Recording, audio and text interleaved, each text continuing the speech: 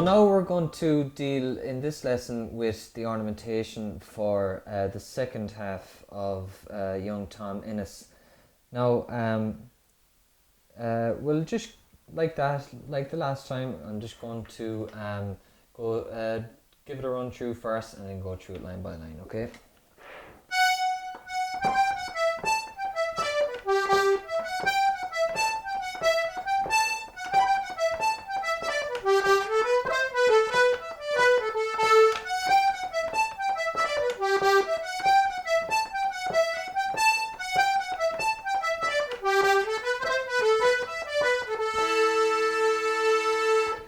So like the first half, a lot of cutting, using the notes on the outside row, and yeah, we'll dive straight into it. So, the first line.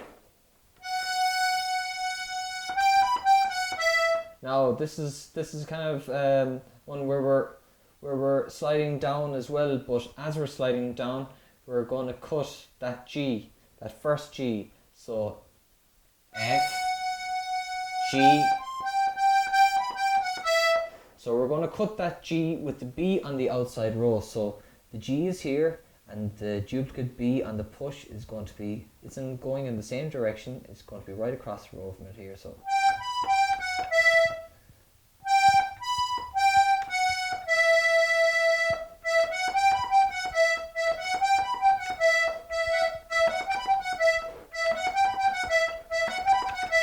like all the cuts, you need to have them nice and snappy or they won't sound right. So need loads of practice, but it's a nice place and it's a nice colourful flowery sort of cut to put in there. It's kind of nearly a roll but not quite. So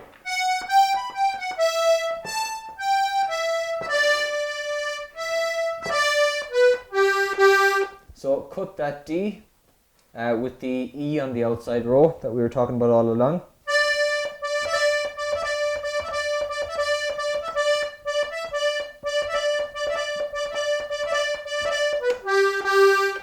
So that line.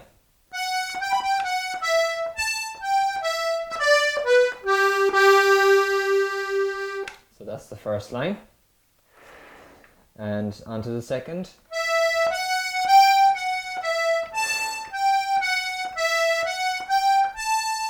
I wouldn't do anything there because there's enough. Another thing as well, if there's enough going on in the tune, there's times where it mightn't warrant putting in any extra ornamentation because the tune itself is can be good enough as well. So that's one of those lines that has enough going on in it already without putting more in, if you know what I mean. So the only thing that you can do is do the same as the first line, is cut that G as well while you're coming down. Cut your G with the B.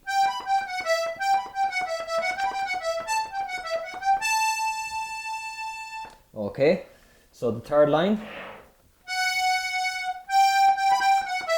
you can cut that G as well, depending on whether or not you did it on the second. You might want to give it a break.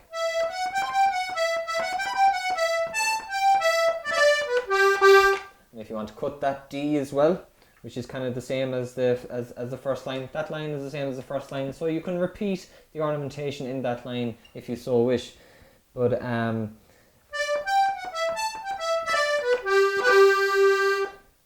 another thing you can do as well, there's two G's at the end of that line, you can cut the last G.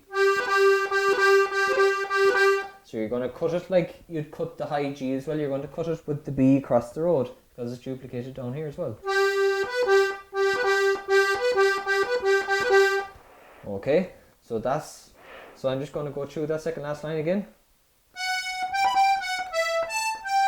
Cut the D and then cut the G. Okay, now we're on to the last line. So that's a borrowed line from the first half. So we're going to cut that C as well, that first C. Cut it with the E like we did in the first half. E on the outside row with our pinky. 3 A's, cut the last A. That's what I do there now. So I'm just going to do a recap of what we did in that part. Cut that G. Cut the D and cut the G if you want. Cut that G. Third line.